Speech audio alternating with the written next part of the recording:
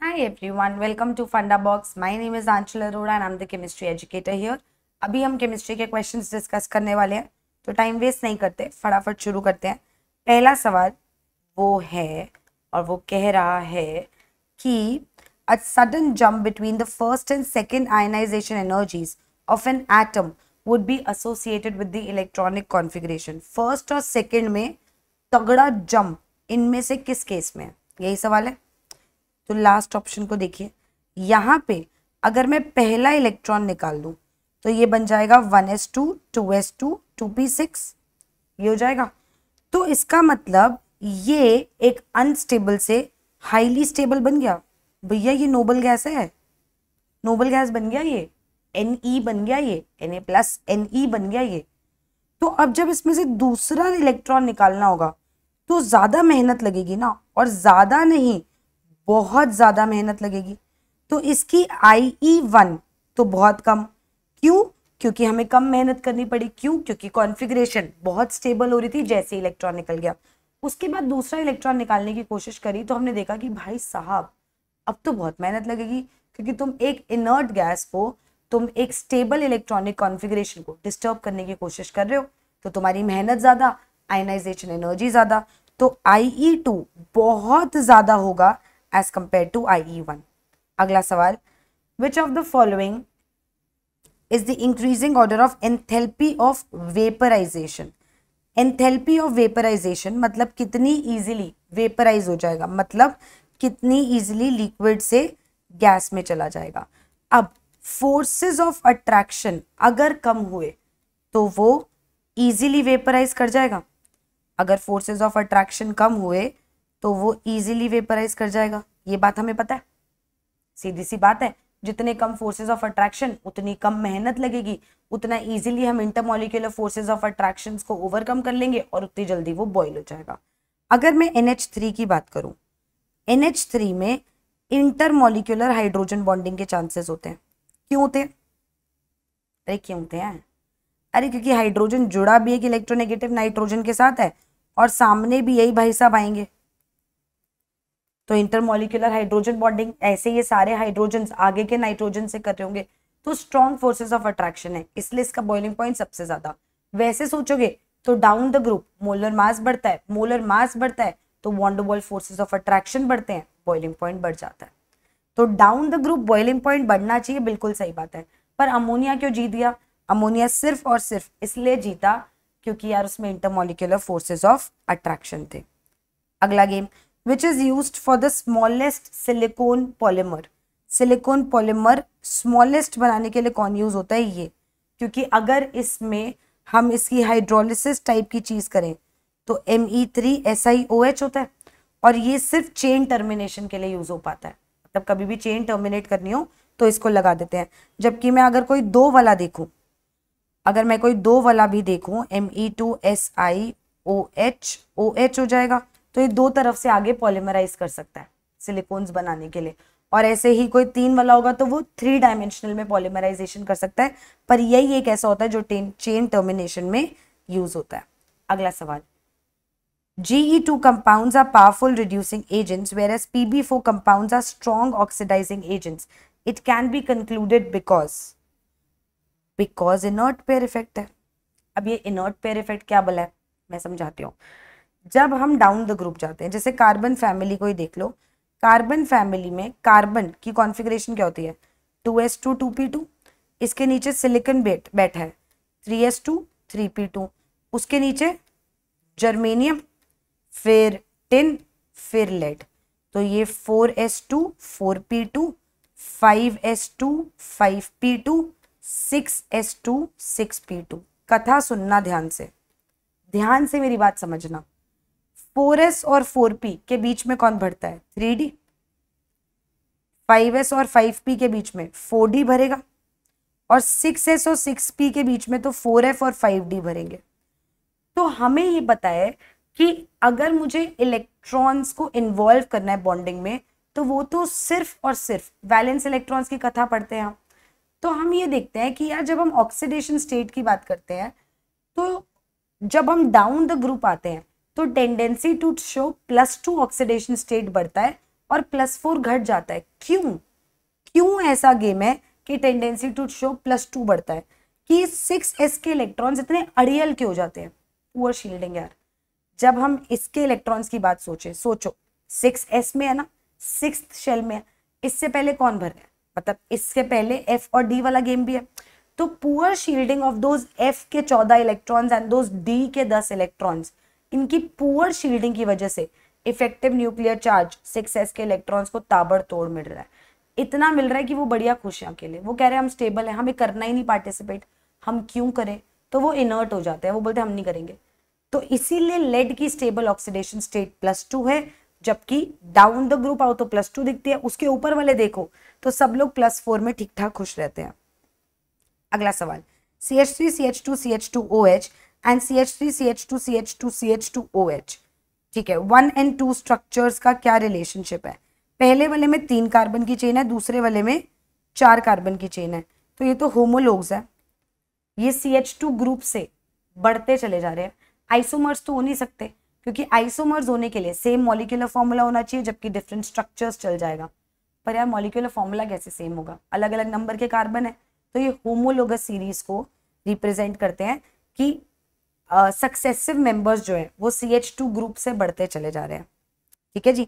अगला सवाल, विच oxide is neutral? सारे न्यूट्रल ऑक्साइड्स याद रखने का तरीका, मरो, नो, हंसो, पानी पी लो, पानी पियो। तो मरो कार्बन मोनोऑक्साइड मार देती है ना, और नो नाइट्रिक ऑक्साइड, हंसो लाफिंग गैस N2O, और पानी पियो H2O। ये सब न्यूट्रल ऑक्साइड्स हैं। तो all of these are actually neutral oxides. अगला सवाल, correct order of acidic strength of the following. Acidic strength जब भी कोई हमसे पूछता है तो हम स्टेबिलिटी ऑफ कॉन्जुगेट बेस बोलते हैं कि कैसे होगी। Acidic strength is directly proportional to stability of conjugate base. तो जितना ज्यादा स्टेबल कॉन्जुगेट बेस होगा उतना तगड़ा उसके कॉरेस्पॉन्डिंग एसिड था। क्योंकि स्टेबल मतलब अकेले खुश, अकेले खुश मतलब H+ लेने वापस नहीं दौड़ेगा। तो अगर Ha कोई एसिड है तो वो अच्छा एसिड तब होगा जब ये अकेले खुश है, ये बोल रहा है मुझे नहीं चाहिए H+ वापस, मैं नहीं जा रहा कलेश करने। तो हमेशा जब भी एसिडिक स्ट्रेंथ पूछे तो हमेशा H+ उड़ाने के बाद की कहानी देखो, F-, Cl-, Br-, I-। Iodine का साइज सबसे बड़ा है, नेगेटिव चार्ज आयोडीन पे सबसे ज्यादा फैलेगा, और वो इतना ज्यादा फैल जाएगा, इतना ज्यादा कि चार्ज पर यूनिट एरिया कम हो जाएगा। तो पोटेंशियल एनर्जी घट गई और स्टेबिलिटी बढ़ गई। तो I- most stable conjugate base है, और जितना स्टेबल कॉन्जुगेट बेस उतना तगड़ा एसिड HI स्ट्रॉन्गेस्ट एसिड है, फिर HBr, फिर HCl और लास्ट में HF। ऑल्सो इसको ऐसे भी सोच सकते हो कि आयोडीन का साइज बहुत बड़ा है, हाइड्रोजन का साइज बहुत छोटा है ना, तो इनका बॉन्ड उतना स्ट्रॉन्ग नहीं होगा, ओवरलैप अच्छा नहीं होगा। तो HI bond is the weakest of all, तो वो जल्दी टूट जाएगा। अगला सवाल, chlorine +2 NaOH gives NaCl + A + H2O। Cold and dilute NaOH के साथ क्लोरीन को जब भी रिएक्ट करवाओगे तो वो तुमको NaCl + NaOCl देता है प्लस पानी। तो ये कुछ डिस्प्रपोर्शनेशन टाइप का होता है, यहाँ क्लोरीन -1 में होता है, यहाँ क्लोरीन +1 में होता है। Next, 3 Mg + N2 gives what and then on hydrolysis that gives B। तो Mg + N2 देगा Mg3N2, जहाँ पे मैग्नीशियम +2 में, नाइट्रोजन 3- में है, नाइट्रोजन 3- मैग्नीशियम +2 में। ठीक है, अब इसमें क्या देखना है? अब इसमें हम ये देखेंगे कि इसकी हाइड्रोलिसिस करें। बहुत इजी होता है हाइड्रोलिसिस करना, देख के कभी भी डरना नहीं चाहिए कि रट्टा है ही नहीं, लॉजिक है। आओ सीखें। पेन नहीं चल रहा ढंग से, पर सीख लेंगे फिर भी। सुनो, इसको अपने मन में तोड़ोगे तो इसको तोड़ोगे Mg2+ N3- में, और इसको अपने मन में तोड़ोगे तो H+ और OH- में, ऐसे ही तोड़ोगे, राइट, H+ और OH- में। अब Mg2+ किसको लेने जाएगा? पॉजिटिव है ना, नेगेटिव को। और 2+ चार्ज है तो कितने लाएगा, तो ये बनाएगा MgOH whole twice plus N3 minus है 3H+ लाएगा NH3, तो बी कौन सी गैस होगी, NH3 विच इज ऑप्शन 1। ठीक है जी, आगे चले, let's go. Which of the following is paramagnetic. Paramagnetic देखने के लिए हमें इलेक्ट्रॉन्स देखने पड़ते हैं अनपेयर्ड है कि नहीं। अगर यहाँ पे आयन की ऑक्सीडेशन स्टेट देखें तो आयन +3 में है, राइट, आयन +3 में है, मतलब ये 3d5 दे रहा है, 3d5 दे रहा है, और यहाँ पे एक स्ट्रॉन्ग लिगेंड है, तो 1 2 3 4 5, अगर ये स्ट्रॉन्ग लिगेंड पेयरिंग कराएगा तो करा देगा, लेकिन फिर भी एक इलेक्ट्रॉन बच जाएगा, तो ये पैरामैग्नेटिक है। सेकंड वाला देखें, कोबाल्ट यहाँ पे किस ऑक्सीडेशन स्टेट में है, कोबाल्ट +3 में है, और +3 में है तो 3d6 होगा, पर एक वीक लिगेंड है तो वीक लिगेंड तो पेयरिंग नहीं कराएगा, तो 1 2 3 4 5 6 अनपेयर्ड इलेक्ट्रॉन्स होंगे, अनपेयर्ड इलेक्ट्रॉन्स होंगे, sp3d2 हाइब्रिडाइजेशन होगा, ये भी पैरामैग्नेटिक है। और NiCl4 2- में निकल +2 ऑक्सीडेशन स्टेट में और टेट्राहेड्रल कॉम्प्लेक्स है, तो पक्का हाई स्पिन होगा, वो वाला गेम होगा, तो यहाँ पे 3d8 होगा निकल 2+, और ये आ जाएगा क्या, ये दिखेगा 1 2 3 4 5 6 7 8 अनपेयर्ड इलेक्ट्रॉन्स है, ये भी पैरामैग्नेटिक है। अगला सवाल, how many unit cells are present in cube shaped ideal crystal of NaCl, जिसका मास दिया है हमको 1 ग्राम, 1 ग्राम NaCl है, तो 1 ग्राम NaCl है तो नंबर ऑफ मोल्स कितना हो जाएगा, गिवन मास अपॉन मोलर मास। ठीक है, इसमें तो फॉर्मूला यूनिट्स बोलते हैं, मॉलिक्यूल्स तो नहीं बोलेंगे, तो फॉर्मूला यूनिट्स कितने हो जाएंगे, number of moles into Avogadro number.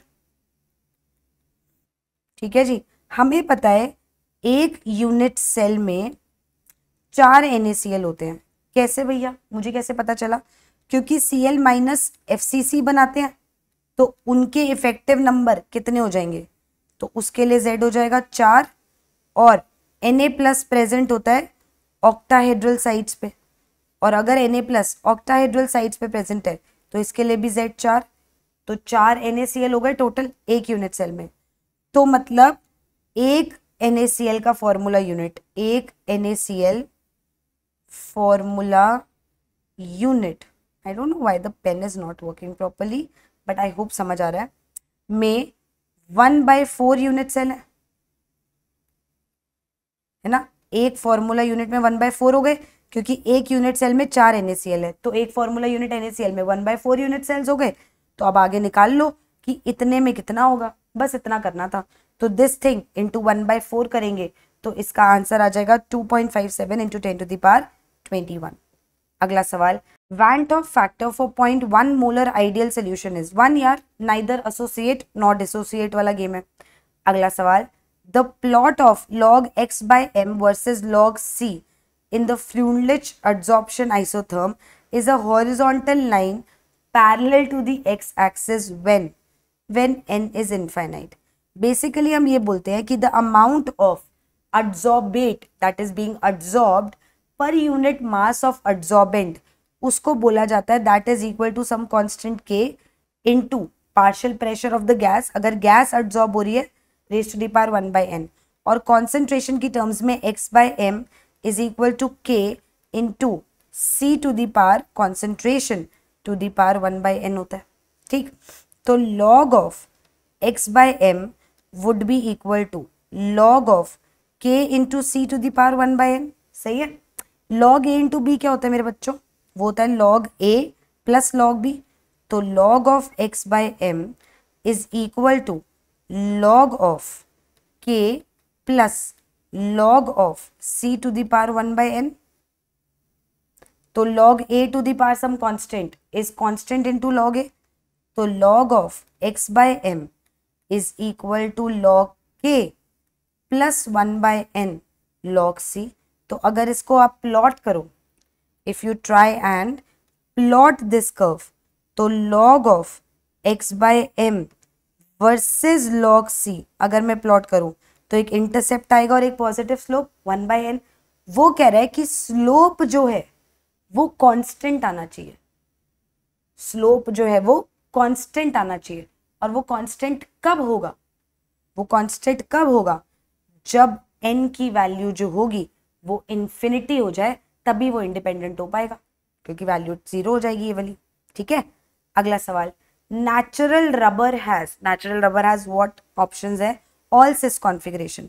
Natural rubber जो होता है वो पॉली आइसोप्रीन होता है, और ये आइसोप्रीन सिस कॉन्फर्मेशन में होता है। अगर ये ऑल ट्रांस होता तो हम उसको गट्टा पोचा कहते हैं। ठीक है, the work done during the expansion of a gas from 4 decimeter cube to 6 decimeter cube under a constant external pressure of this is, work done होता है minus P external V2 minus V1 which is equal to minus 3 ATM into decimeter cube को litre लिख दूं ना, एक ही बात होती है, 6 लीटर minus 4 लीटर तो ये 2 into 3 minus 6 लीटर ATM हो जाएगा। 1 लीटर ATM इतने जूल के इक्वल है, तो दिस इंटू 101.32 करोगे, आंसर आएगा -608 जूल। ठीक है जी, अगला सवाल। Okay, so the reaction looks something like this, Ki plus HgCl2 gives K2HgI4 plus KCl, और इसको अगर हम बैलेंस करेंगे तो 4Ki plus HgCl2 gives 2KCl plus K2HgI4। ये रिएक्शन मैकेनिज्म, ये रिएक्शन इक्वेशन होती है। 0.4 मोल्स ऑफ ये बनाना है, इसका 0.4 मोल चाहिए। सिंपल सा मोल कॉन्सेप्ट, स्टोइचियोमेट्री। 1 मोल बनाने के लिए मुझे 4 मोल Ki लगता है। 1 मोल बनाना है तो मुझे 4 मोल Ki लगता है, तो 0.4 मोल बनाने के लिए कितना लगेगा, 1.6 मोल इंटू 4 कर देना, आंसर आ जाएगा ऑप्शन 4। अगला सवाल, लेट्स गो।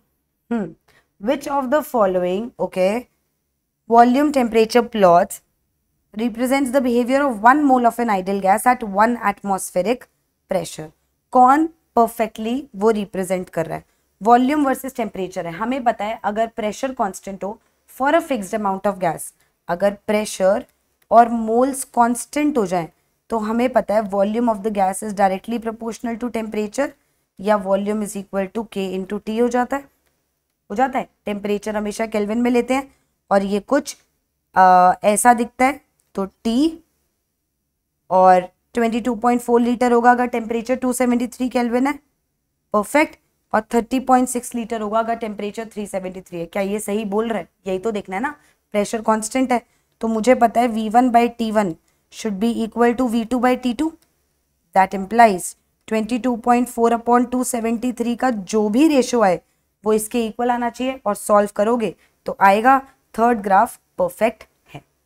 ठीक है जी, अगला सवाल, the number of electrons required to balance the following equation is, कितने इलेक्ट्रॉन्स चाहिए टू बैलेंस दिस इक्वेशन, देख लेते हैं। अभी नाइट्रोजन यहाँ पे +5 ऑक्सीडेशन स्टेट में है, यहाँ पे नाइट्रोजन +2 में चला गया, तो यहाँ पे 3 इलेक्ट्रॉन्स का चेंज है, तो NO3- से NO बनाना है, एसिडिक मीडियम में बनाना है, हाफ रिएक्शन है, आराम से लिखो इस हाफ रिएक्शन को।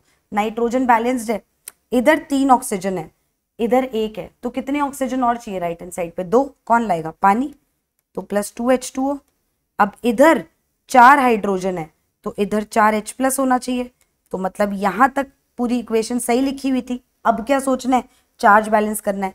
यहाँ नेट चार्ज +4 - 1 +3 है, यहाँ नेट चार्ज 0 है, तो 3 इलेक्ट्रॉन्स ऐड होंगे कहाँ? लेफ्ट हैंड साइड पे। किसी भी मेथड से कर सकते थे, सही जाता। हमको मालूम है weight upon electrochemical equivalent is I into T, तो ये दोनों इक्वल हो जाने चाहिए, तो 1 is equal to I into T, I is equal to 1/0.25, तो I की वैल्यू कितनी आ जाएगी? I की वैल्यू आ जाएगी 4 एम्पेयर, विच इज ऑप्शन 1। अगला सवाल, the density of a gas is इतना at 273 kelvin and 76 centimetre, not metre, mm, it is 76 centimetre of Hg। ठीक है जी, उसके बाद क्या बोल रहा है, द गैस इज, बहुत प्यारा क्वेश्चन है, समझो। देखो हमें पता है PV is equal to NRT, मैं यहीं से शुरू कर रही हूँ, बात समझाती हूँ। PV is equal to given mass upon molar mass into RT। PM is equal to M/V/RT लिख दूँ, चलेगा? M/V क्या होता है, डेंसिटी, डेंसिटी दिया हुआ है ना, प्रेशर भी दिया हुआ है, तो molar mass is equal to DRT/P। यहाँ से मोलर मास आ जाएगा तो टाइप ऑफ गैस नहीं निकल पाएगी क्या, निकालते हैं। डेंसिटी है 1.964 ग्राम पर लीटर लिख दूं, इनटू आर की कौन सी वाली वैल्यू लेंगे, अब लीटर ATM वाली लेंगे ना, तो 0.0821 लीटर ATM पर केल्विन पर मोल वाली लेंगे, इनटू टेम्परेचर कितना है, केल्विन में लेना है हमेशा, डिवाइडेड बाय प्रेशर कितना है 76 सेंटीमीटर। 76 सेंटीमीटर मिलीमीटर में कितना होगा, 1 centimetre is equal to 10 millimetre होता है, तो 76 centimetre would be 760 mm of Hg which is 1 ATM। 760 mm of Hg which is 1 ATM। Solve वॉल्व करोगे तो तुम्हारे पास molar mass of the gas आ जाएगा अप्रोक्सीमेटली इक्वल टू 44 ग्राम, तो 44 ग्राम्स आ जाएगा, मतलब ये CO2 गैस है। ठीक है जी। क्वेश्चन है, if the combustion of 4 grams of CH4 liberates 2.5 kilo calorie of heat, the heat of combustion of CH4 is. समझिए मेरी बात को, हीट ऑफ कंबशन के लिए 1 मोल का कंबशन होता है in enough oxygen, oxygen to give CO2 gas plus H2O liquid, यही तो रिएक्शन होता है, यही रिएक्शन होता है ना। तो अब बात समझो, 1 कार्बन 1 कार्बन, 4 हाइड्रोजन, तो यहाँ 2 से मल्टीप्लाई होगा, 2 ऑक्सीजन 2 ऑक्सीजन, तो यहाँ 2 से मल्टीप्लाई होगा। अब वो कह रहा है जब उसने 4 ग्राम मीथेन लिया, 4 ग्राम मतलब नंबर ऑफ मोल्स 4/16 1/4, इतने मोल्स लिया तो 2.5 किलो कैलोरी एनर्जी या हीट रिलीज हुई, तो पर मोल कितनी हो जाएगी, 2.5 divided by 1/4 is equal to 2.5 into 4, ये हो जाएगा 10, तो रिलीज होगी 10 किलो कैलोरी रिलीज होगी। और अगर कोई चीज हीट रिलीज होती है तो उसके साइन में माइनस आता है ना, एक्सोथर्मिक रिएक्शन, तो आंसर आ जाएगा -10 किलो कैलोरी। अगला सवाल, the solubility product constant for the saturated solution of silver chromate is given as Ag2CrO4 solid, जब पार्शियली डिसोसिएट करता है तो 2Ag प्लस आयंस देता है, प्लस CrO4 2 माइनस आयंस देता है, करेक्ट, ये आयंस मिलती है। अच्छा, सॉल्युबिलिटी अगर S से रिप्रेजेंट हो रही है तो यहाँ 2S लिखूंगी, यहाँ S based on the stoichiometric coefficients, perfect. अगर KSP की बात करें तो सॉलिड को तो नहीं लेंगे, तो किसको लेंगे, Ag प्लस की कॉन्सेंट्रेशन, Ag प्लस की कॉन्सेंट्रेशन का स्क्वायर इंटू CrO4 2 माइनस की concentration raise to the power उसका स्टोइचियोमेट्रिक कोएफिशिएंट, तो 2S का स्क्वायर इंटू S। इस फॉर्म में पूछता तो इस फॉर्म में बता देते, पर उसने हमसे इस फॉर्म में पूछा है, तो आंसर हो जाएगा ऑप्शन 2, दैट इज जो भी हमारा भी आंसर आ रहा है 72 का, perfect perfect. 73, 1 liter of water contains 10 to the power -7 mole H plus ions. Degree of ionization of water is. It's an interesting question. जब 10 की पावर -7 मोल H प्लस आयन होता है 1 लीटर ऑफ वाटर में, 1 litre water दिया, 1 litre water दिया, ठीक है, H2O, तो जब वो डिसोसिएट करता है तो वो 10 की पावर -7 मोल H प्लस देता है, तो 10 की पावर -7 मोल ही OH माइनस देगा। अल्फा कितना होगा ये पूछा उसने, तो कितना डिसोसिएट किया अपॉन इनिशियली कितना था, इनटू 100 चाहिए। अब इनिशियली कितना था पता करना है। 1 लीटर वाटर, हमें पता है डेंसिटी ऑफ वाटर इज 1 ग्राम पर ml, इसका मतलब 1 ml पानी का मास 1 ग्राम होता है, तो 1000 ml पानी का मास कितना हो जाएगा, 1000 ग्राम, और 1000 ml मतलब 1 लीटर, तो 1 लीटर पानी का मास होता है 1000 ग्राम, तो नंबर ऑफ मोल्स ऑफ पानी जो लिया होगा वो कितना होगा 1000/18, दैट इज 55.55। ओके, तो अब टूटा कितना, डिसोसिएटेड अमाउंट इतना है, इनिशियल अमाउंट इतना है, इंटू 100 करना है, इंटू 100 करना है। तो इसको सॉल्व वॉल्व करेंगे तो ये आ जाएगा 18 इंटू 10 की पावर, ये दो गए, ये 10 की पावर -8, या फिर मैं बोल सकती हूँ 1.8 into 10 to the power -7%, which is option number 1। अगला question, the temperature dependence of rate constant of a chemical reaction is written in terms of Arrhenius equation, activation energy can be calculated by plotting. बहुत अच्छा question है, बहुत बार आया हुआ है ये ऐसा सा क्वेश्चन नीट में। -E स्टार बनाया ना, हम भी स्टार बनाएंगे, स्टार बाय RT। तो यहाँ पे हम लॉग के निकालने से पहले नेचुरल लॉग खेलते हैं। ln k is equal to ln a minus E star by RT। तो log k is equal to log a minus E star upon 2.303 RT हो जाता है ना, तो खेला हुआ है। तो अगर मैं log k versus 1/t plot करूं, अगर मैं log k versus 1/t plot करूं तो मेरा कांस्टेंट आ जाएगा log a, that is my intercept, and मेरा स्लोप आ जाएगा -E स्टार अपॉन 2.303 R। तो स्लोप से मैं एक्टिवेशन एनर्जी निकाल पा रही हूं, तो आंसर आ जाएगा log k versus 1/t। Next question, the standard EMF of a galvanic cell involving cell reaction with N is equal to 2 is found to be इतना। The equilibrium constant for the reaction would be, you don't have to get scared, दो equations को equate करना है बस। Delta G होता है -NF E not cell, और it is also equal to, and वाला, और it is also equal to -2.303 RT log K equilibrium.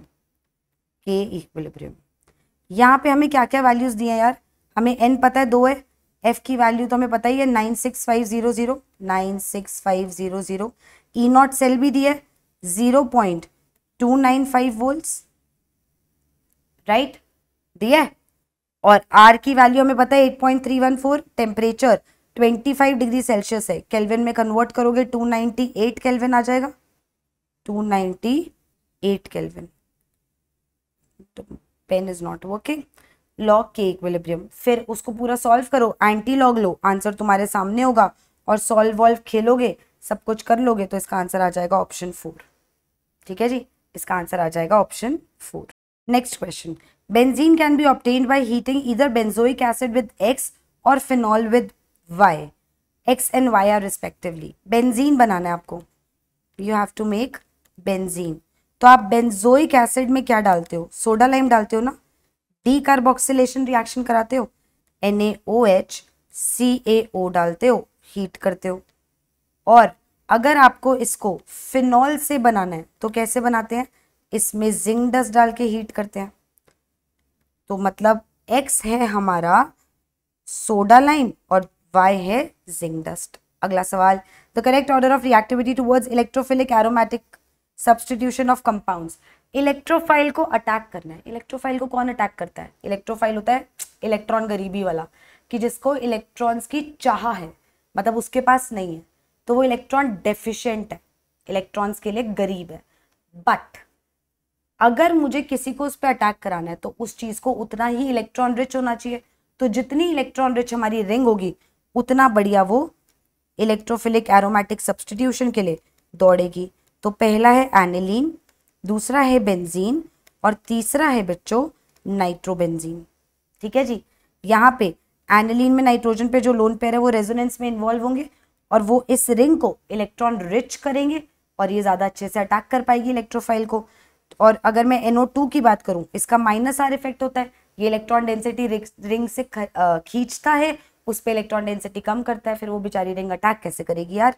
तो सबसे ज्यादा रिएक्टिव फर्स्ट, फिर सेकंड, फिर थर्ड। अगला सवाल, which is a chiral molecule. Chiral molecule में जो कायरल सेंटर होता है वो होता क्या है? एक sp3 हाइब्रिडाइज्ड कार्बन जिसके चारों तरफ अलग ग्रुप्स लगे हो। एक sp3 हाइब्रिडाइज्ड कार्बन जिसके चारों तरफ अलग ग्रुप्स लगे हो।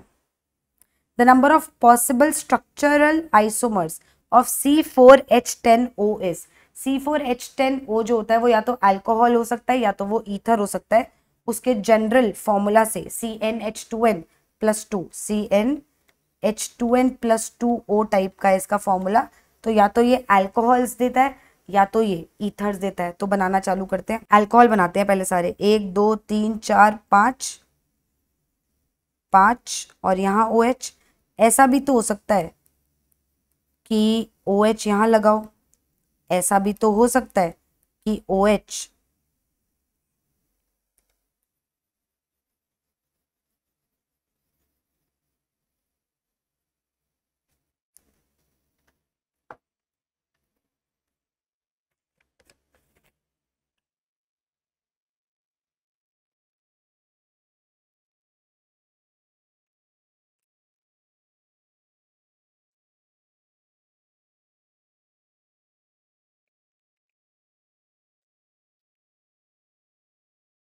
C4H10O के मुझे पॉसिबल स्ट्रक्चर्स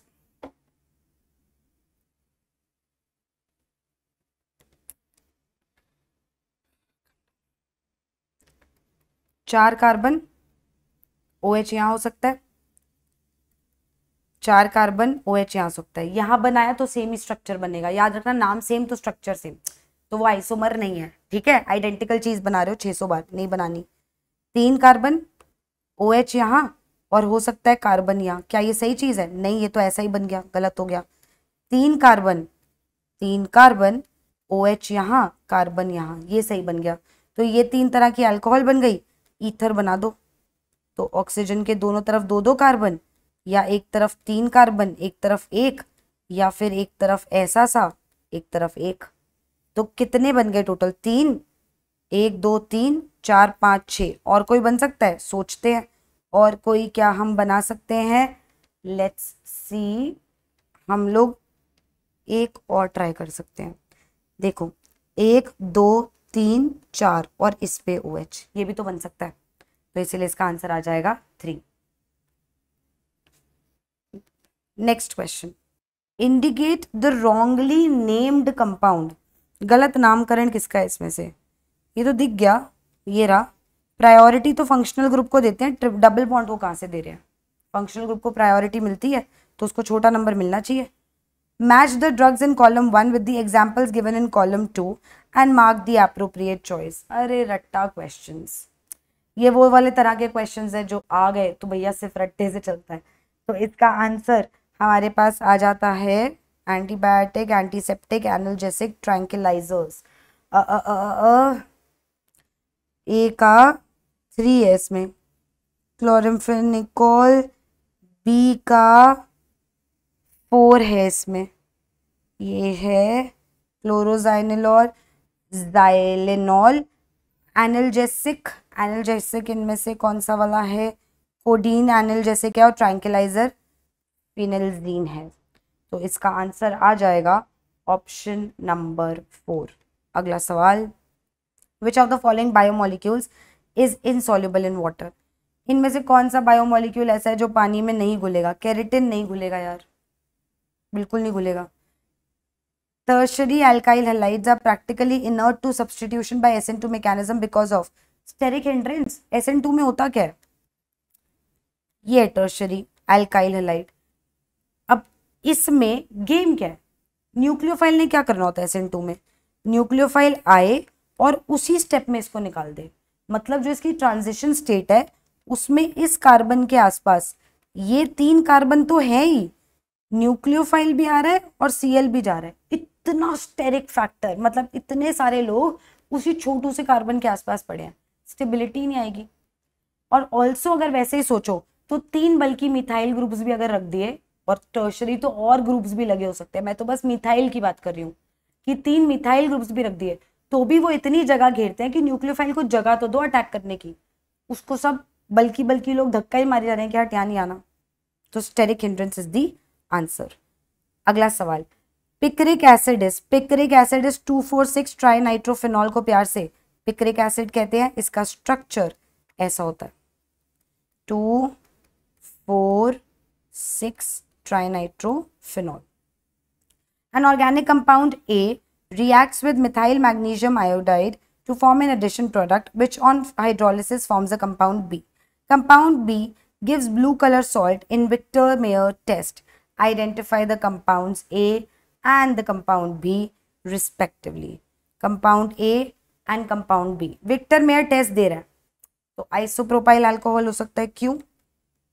आइसोप्रोपाइल अल्कोहल ये देता है Victor Meyer test positive, blue colour देता है क्योंकि जो 1 डिग्री वाला होता है वो रेड कलर देता है, 3 डिग्री वाले का तो गेम ही नहीं है। तो विक्टर मेयर टेस्ट में ब्लू कलर देने वाला 2 डिग्री होता है, तो ये तो यही हो सकता है। तो इन सब में से आइसोप्रोपाइल ही है जो देगा। अच्छा जी, और उसके बाद हमने ऑर्गेनिक कंपाउंड ए में मिथाइल मैग्नीशियम आयोडाइड डाला, ग्रिग्नार्ड CH3 माइनस, तो इस ये का मतलब ये कोई कार्बोनिल कंपाउंड है। तो देख लो ऑप्शंस के अकॉर्डिंग आइसोप्रोपाइल अल्कोहल के साथ एसिटाल्डिहाइड पड़ा है, एसिटाल्डिहाइड पे डाल के देखें C डबल बॉन्ड OH तो CH3 आएगा, इसको ऊपर भेजेगा, न्यूक्लियोफिलिक एडिशन होगा, प्रोडक्ट बनेगा इवेंचुअली आइसोप्रोपाइल अल्कोहल ही, जो हमें विक्टर मेयर टेस्ट में ब्लू कलर का सॉल्ट देता है। Aldol condensation will not occur in, alpha hydrogen जिसके पास नहीं है वो एल्डोल कंडेंसेशन नहीं दे सकता है।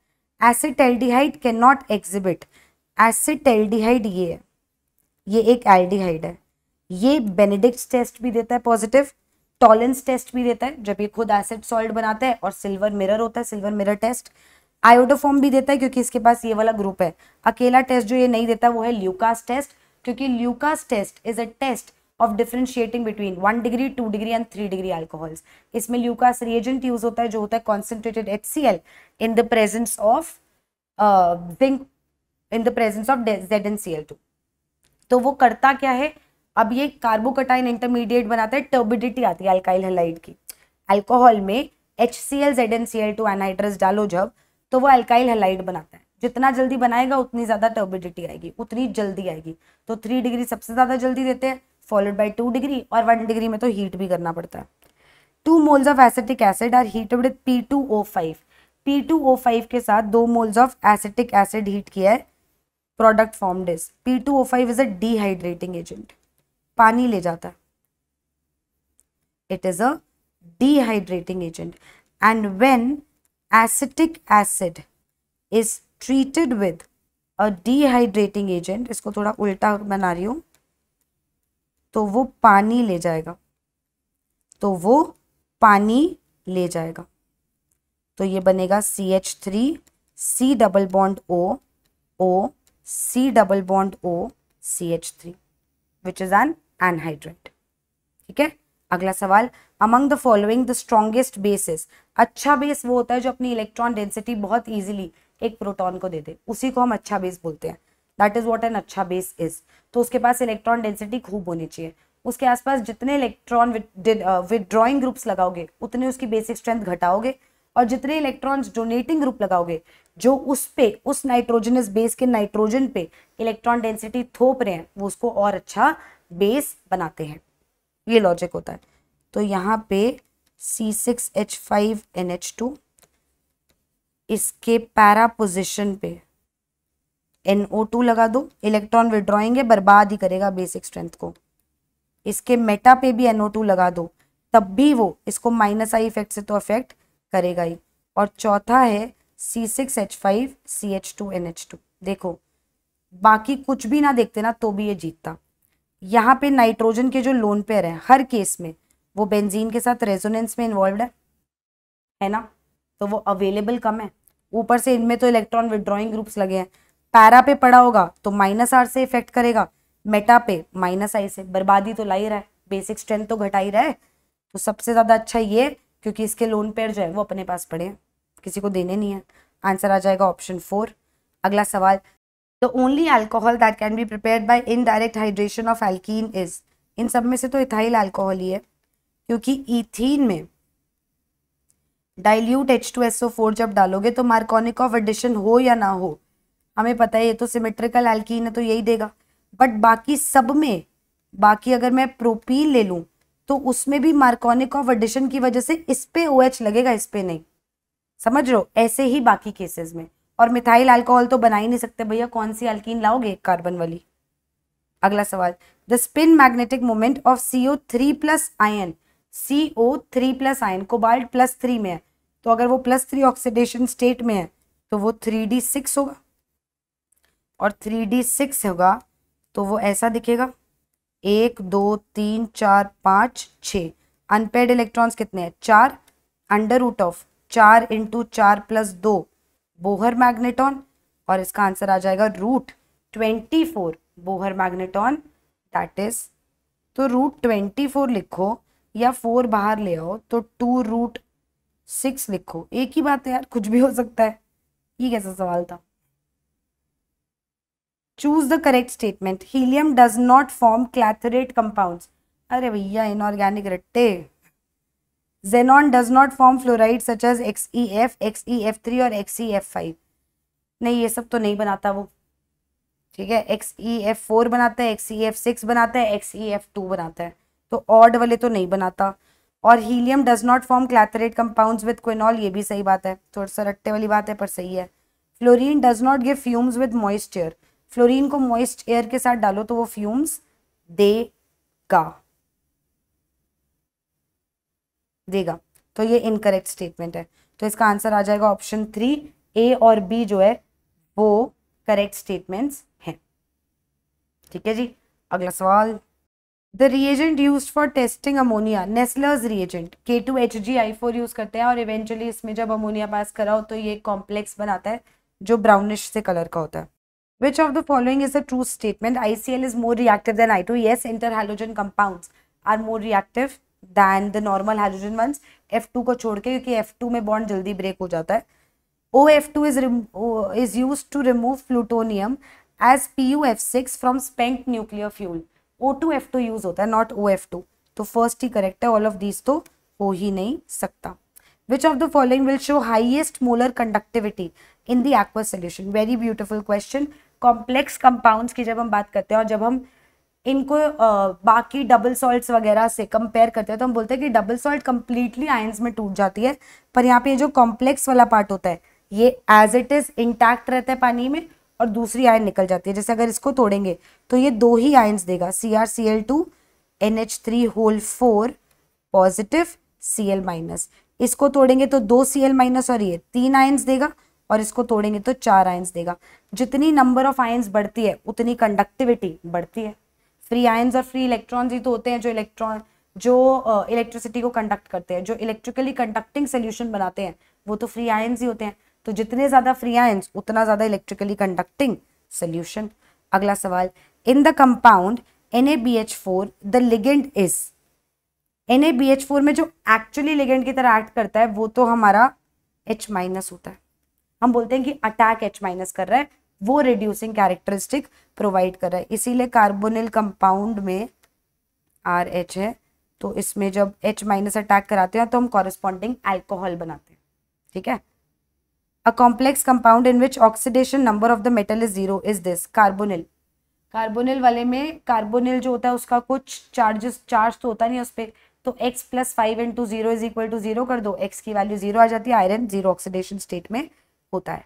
Heating copper pyrites to remove sulphur, copper pyrites को हीट करना टू रिमूव सल्फर, उसको रोस्टिंग बोला जाता है। सल्फर का रिमूवल होता है, this process is called roasting. AlP में पानी डालो, AlP की शक्ल देखो पहले तो, इसको अपने मन में तोड़ो, Al3+ + P3-। पानी को कैसे तोड़ते हो? H+OH- ना, मन में तोड़ लो बस। प्लस वाला इसके साथ जाएगा, माइनस वाला इसके साथ, तो Al 3 OH लेके जा रहा है और एक P 3 H लेके जाएगा, तो ये जो गैस है ना ये PH3 गैस है। और ये PH3 गैस जब कॉपर सल्फेट के साथ ट्रीट की जाती है ना तो ये कॉपर फॉस्फाइड देती है, Cu3P2। तो PH3 + CuSO4 में देखिए P-3 वाला Cu+2 वाला, ये भी रट्टा नहीं मारना होता, डायरेक्टली समझ आ जाता है। अगला, which one of the following alkali metal forms only the normal oxide M2O on heating with excess air? ठीक है, परऑक्साइड सुपर ऑक्साइड्स का गेम भी होता है, जितना ज्यादा कटायनिक साइज बढ़ता है उतना सुपर ऑक्साइड्स बनाने की टेंडेंसी बढ़ जाती है। तो सोडियम जो होता है वो परऑक्साइड ऑक्साइड देता है, पोटेशियम और रुबीडियम परऑक्साइड्स ऑक्साइड्स और सुपर ऑक्साइड्स भी देने के केपेबल है, बट लिथियम अकेला एक ऐसा है जो सिर्फ ऑक्साइड देता है, परऑक्साइड भी नहीं देता, सुपर ऑक्साइड भी नहीं देता। एस ब्लॉक एलिमेंट्स का क्वेश्चन है। ठीक है जी, क्वेश्चंस हो गए, मैं मिलूंगी क्लासेस में, तब तक बाय।